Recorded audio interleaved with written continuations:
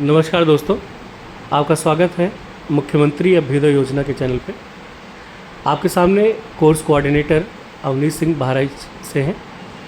आज हम पीसीएस परीक्षा जो अभी 12 अक्टूबर को हुई है उसके बारे में समझेंगे सर से कि क्या पेपर था, बच्चों को कैसे इसको टैकल करना चाहिए था और पेपर का लेवल क्या है, इसके बारे में सर बताएंगे। सर, सबसे पहले तो मैं सभी छात्र छात्राओं अभ्यर्थियों को शुभकामनाएं इस बात का देंगे कि उनका प्रीलिम्स हो और मेंस परीक्षा दे के वो सफल अभ्यर्थी के रूप में हों।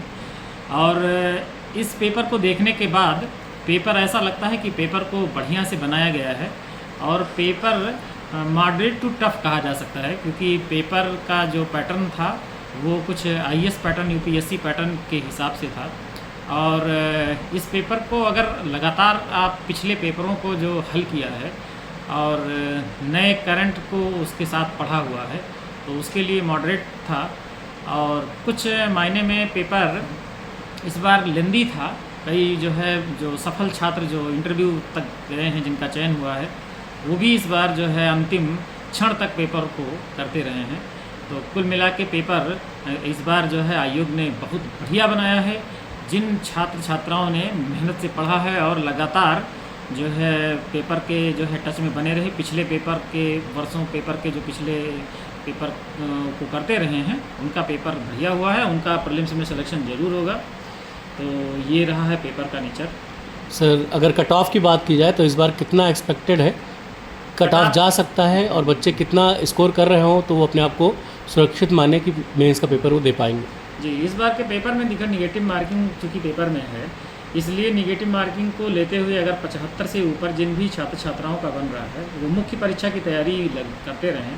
हालांकि 80 तो बहुत ही सेफ स्कोर रहेगा इसमें, और 80 के ऊपर या 80 उनका तो प्रीलिम्स ज़रूर क्वालिफाई होगा। मुख्य परीक्षा की वो तो तैयारी करते ही रहें, साथ में 75 के ऊपर वाले भी करते रहें, क्योंकि अभी आयोग के आंसर आएंगे तो जिनका भी 75 से ऊपर है वो बढ़िया से करें।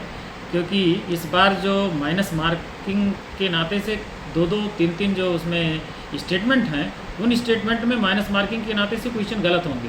कुछ तो नहीं कि उसमें कुछ नहीं, क्या नहीं सही है क्या सही है। तो कुछ लोग ऐसे, क्योंकि 2 घंटे का पेपर था, पेपर लेंदी था, तो पेपर तेज़ी से हल भी करना था, समझना भी था, और इसलिए जो ओवरऑल यही है कि 80 सेफ रहेगा और 75 क्वेश्चन भी क्वालिफाई कर सकता है। 75 क्वेश्चन जो किया होगा वो भी क्वालिफाई कर सकता है। आप सर उन बच्चों को क्या कहना चाहेंगे तो जो 2026 में प्रीलिम्स की तैयारी कर रहे हैं, उनके लिए क्या स्ट्रैटेजी रहेगी आगे? उनके लिए स्ट्रैटेजी यही रहेगी कि जिस तरीके से पेपर का पैटर्न बना हुआ है, आप पेपर को एक साथ रिलेट करके पढ़ें।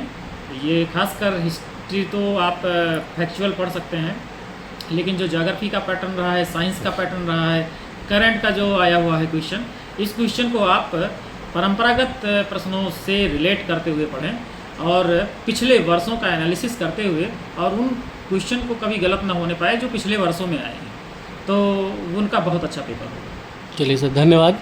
बहुत अच्छा आपने मार्गदर्शन दिया बच्चों को। Thank you. सर।